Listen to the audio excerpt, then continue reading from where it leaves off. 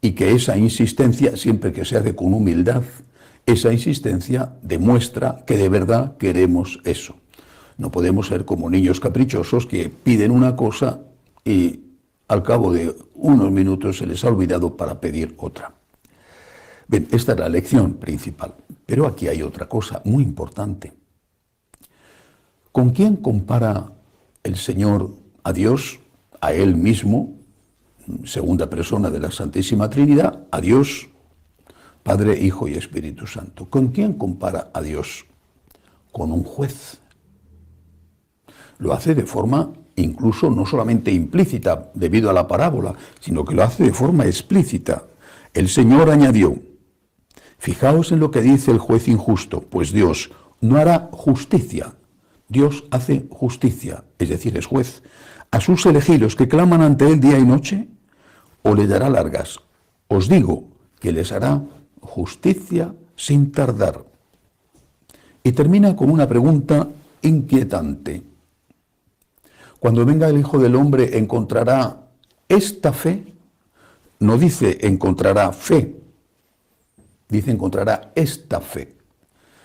En este contexto, eso de esta fe implica o se refiere primero a la fe en la oración, la fe en que Dios escucha, por lo tanto la fe en el amor de Dios, la fe en el poder de Dios y en el amor de Dios, porque ese es el primer elemento de doctrina en este texto de hoy. Pero luego también la fe en el Dios juez, y ahí es donde muchos se ponen muy nerviosos. Dios juez. Les entran los 7 males, empiezan a sudar frío y empiezan a negar que Dios pueda ser juez. Rompe sus esquemas, pero Jesús llama a Dios juez y, insisto, pregunta si encontrará, cuando vuelva el Hijo del Hombre, esta fe, la fe en que Dios es juez, si encontrará esta fe en la tierra. ¿Por qué tienen tan mala fama los jueces? Yo no lo entiendo.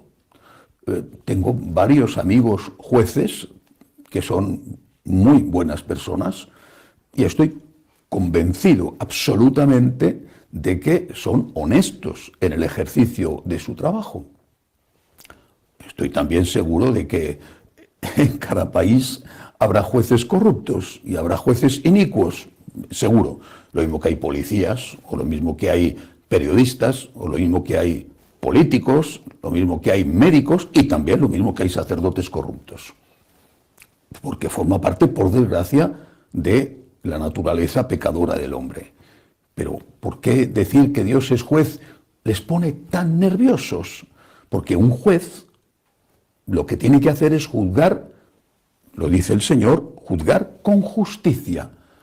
Un juez no es alguien que condena, porque a veces tendrá que condenar, pero muchas veces absuelve en función de las pruebas, así establece una sentencia. Y no tiene por qué ser necesariamente condenatoria. Además, este Dios juez tiene a favor del acusado, que seríamos nosotros, tiene 2 extraordinarios abogados defensores. El primero de ellos es el propio Dios, en la persona de nuestro Salvador Jesucristo, nuestro primer abogado defensor. Y después la Santísima Virgen María, que lo decimos y es verdad, es auxilio de los cristianos, es refugio de los pecadores. Por lo tanto, no tenemos por qué tener miedo a ir al encuentro con el Dios juez, que es justo, y vamos precedidos, acompañados, custodiados a un lado y a otro por estos 2 extraordinarios abogados defensores. El problema no está, por lo tanto, ahí. El problema está en que se rechaza el concepto de juicio. Ese es el problema. Hablar de que hay un juicio es lo que les pone muy nerviosos. Y por lo tanto decir que Dios es juez significa que hay juicio. Y eso les pone enormemente nerviosos. Niegan la existencia del juicio. O bien consideran que, aunque no lo digan, creo que es lo más probable, que no hay nada, que no hay vida eterna y que no hay nada, o bien benévolamente consideran que todo el mundo se salva. Por lo tanto, si todo el mundo va a ser absuelto, es lógico que no haga falta juicio. Pero ¿qué sucedería si todo el mundo se salvara? ¿Qué sucedería? Lo dice la parábola de hoy. ¿A quién perjudicaría eso? ¿A quién beneficiaría? Repito, lo dice la parábola de hoy. Lo dice además el Señor con mucha claridad. Dice, ¿no hará justicia Dios a sus elegidos que claman ante él día y noche? ¿O le dará largas? Os digo que les hará justicia sin tardar. Es decir, ¿a quién beneficiaría que no hubiera juicio y que todo el mundo se salvara?